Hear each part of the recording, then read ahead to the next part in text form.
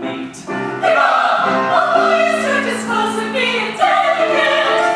But how do they propose to that impartial fate select for them a mate?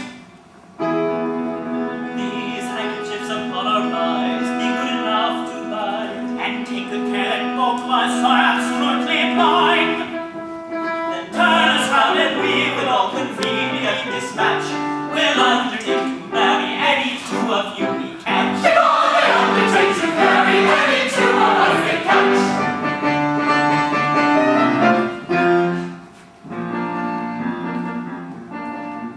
Are you peeping? Can you see me? Dark I'm keeping, dark and dreaming. If you're blinded, truly say so. All right, blinded players play so.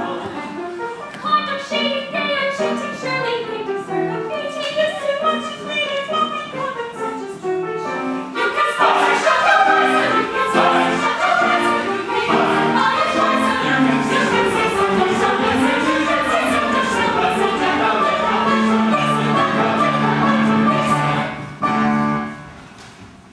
I have a pal, he keeps 3 horses, black and white and dappled racer. Turn 3 times and take your courses, catch whichever girl you racer. He keeps 3 horses, black and white and dappled racer. Turn 3 times and take your horses, catch whichever girl. He keeps 3 horses, black and white and dappled racer. I that length achieved a capture. This is Tessa. Rapture, rapture. Each and every fate has granted.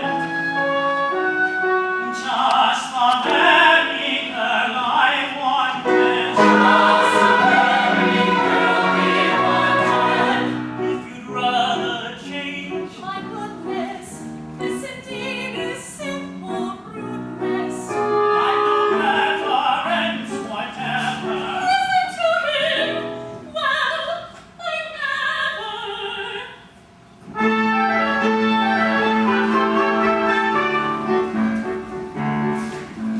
Thank you, gallant Gondoliers, in us that are for religion. It is scarcely necessary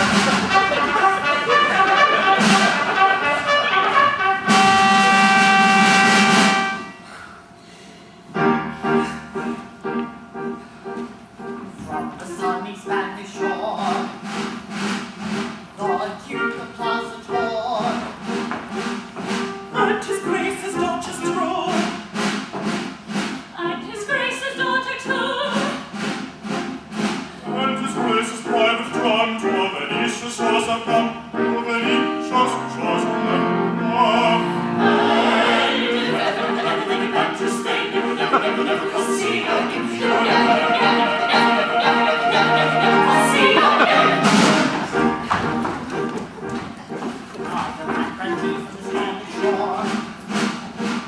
The noble Duke of Positore. And all his grace's Duchess want to do. And his grace's daughter too.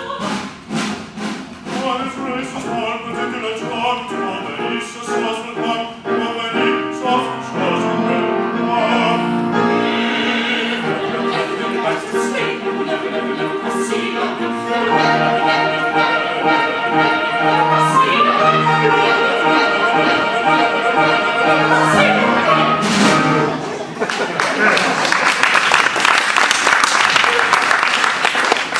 At last we've arrived at our destination. This is the Ducal Palace. It is here the Grand Inquisitor resides. As a Castilian Hidalgo of 95 quarterings, I regret that I am unable to pay my state visit on a horse. As a Castilian Hidalgo of that description, I should have preferred to ride to the streets of Venice. But, owing, I presume, to an unusually wet season, the streets are in such a condition that equestrian exercise is impracticable. No matter. Where is our suite? Your Grace, I am here. Why do you not do yourself the honor to kneel when you address his grace? My love, it is so small a matter. Still, you may as well do it.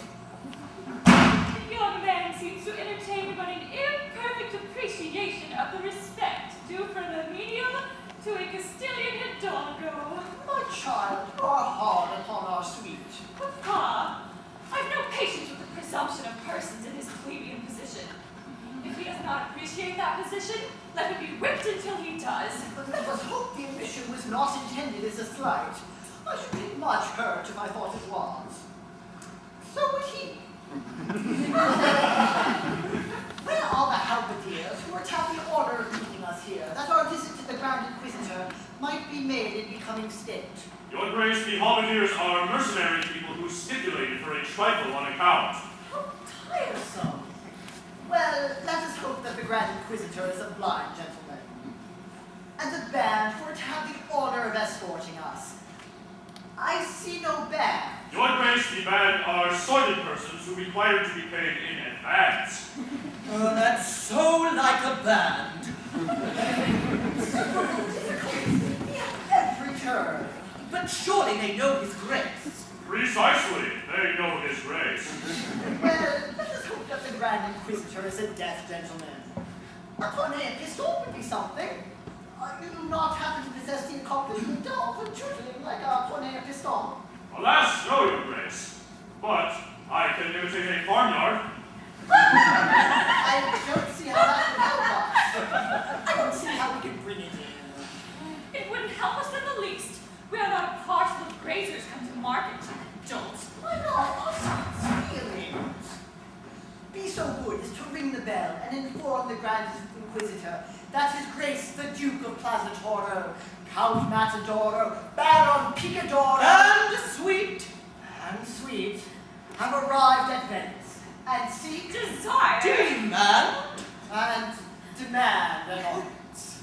Your Grace has much to command. I felt sure of it.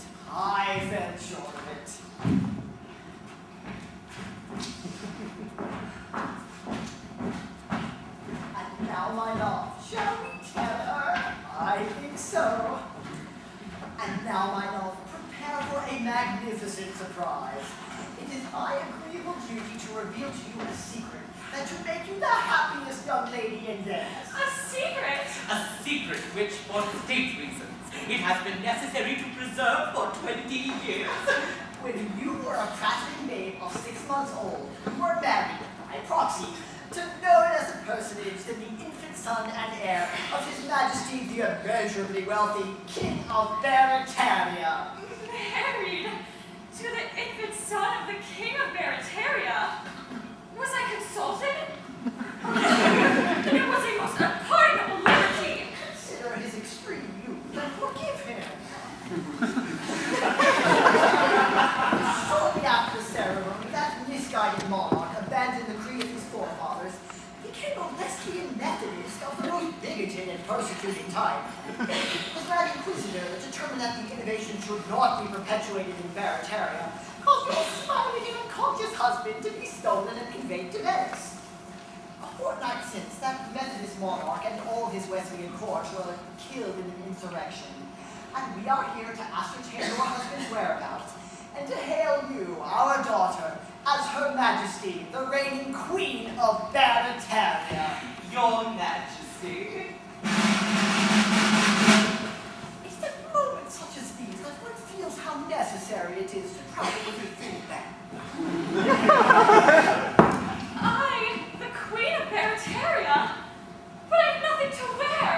You're practically penniless. That point has not escaped me. Although I am unhappily in straitened circumstances at present, my social influence is something enormous, and the company, to be called the Duke of Plaza Toro Limited, is in course of formation to work me.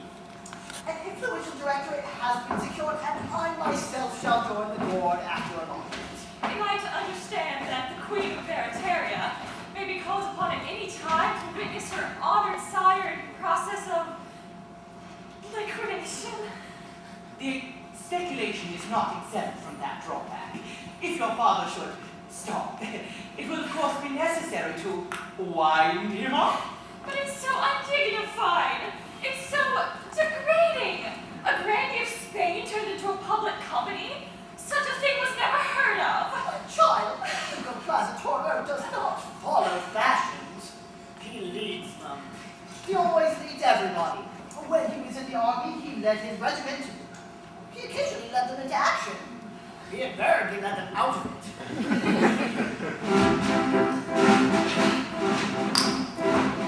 Enterprise of martial kind when there was any fighting. He led his regiment from behind. He found it less exciting. But when away his regiment ran, his place was at the foreground. That celebrated, cultivated, underrated nobleman, the Duke of Plaza Toro. In the first and foremost fight, he always felt like number one. That celebrated, cultivated, underrated nobleman, the Duke of Plaza Toro.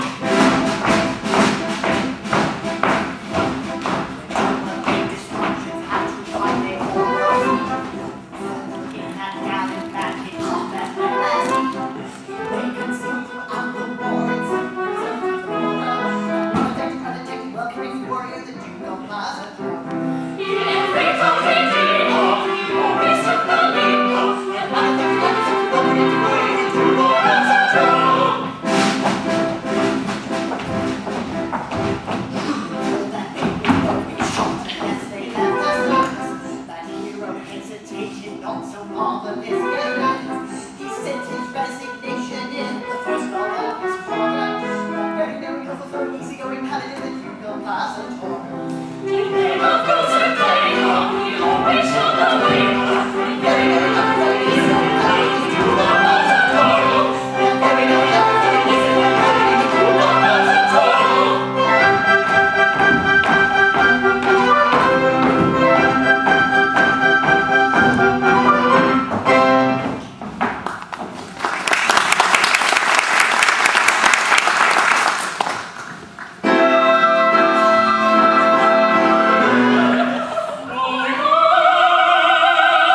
Oh,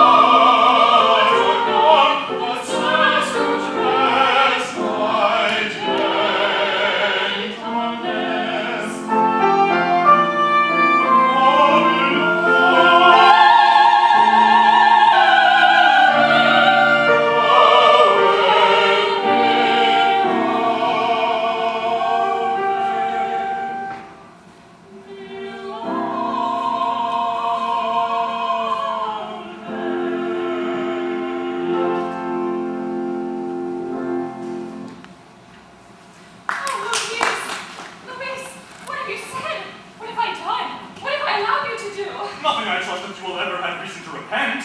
Nay, Louise, it may not be. I have embraced you for the last time. Casilda? I have just learned, to my surprise and indignation, that I was wed in babyhood to the infant son of the King of Barataria. The son of the King of Barataria? The child who was stolen in infancy by the Inquisition? The same. But of course, you know his story. No, his story. I have told you that my mother was the nurse to whose charge he was entrusted. True. I had forgotten. Well, he has been discovered, and my father has brought me here to claim his hand. But you will not recognize this marriage? It took place when you were too young to understand its import. Nay, Louise, respect my principles and cease to torture me with vain entreaties. Henceforth, my life is another's. But stay, the present and the future, they are in others. But the past, that at least is ours, and none can take it from us. As we may revel in naught else, let us revel in that. I don't think I grasp your meaning. Yet it is logical enough. You say that you ceased to love me, I say I may not love you. but you do not say that you did not love me. I loved you with a frenzy that words are powerless to express. All but 10 brief minutes since. Exactly. My own, that is, until 10 minutes since my own. My lately loved, my recently adored. Tell me that, say, until about a quarter of an hour ago, I was all in all to thee. I see your idea. It's ingenious. But don't do that. There can be no harm in reveling in the past. None whatsoever. But an embrace cannot be taken to act retrospectively. Perhaps not. We may recollect an embrace. I recollect many. But we may not repeat them. Then let us recollect a few.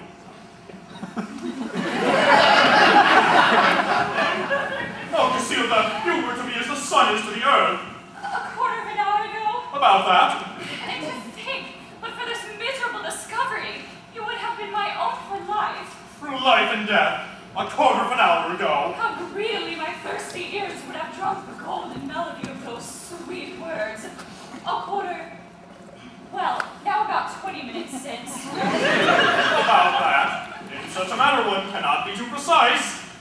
And our love, so full of life, is but a silent, solemn memory. Must it be so, Casilda? Luis, it must be so.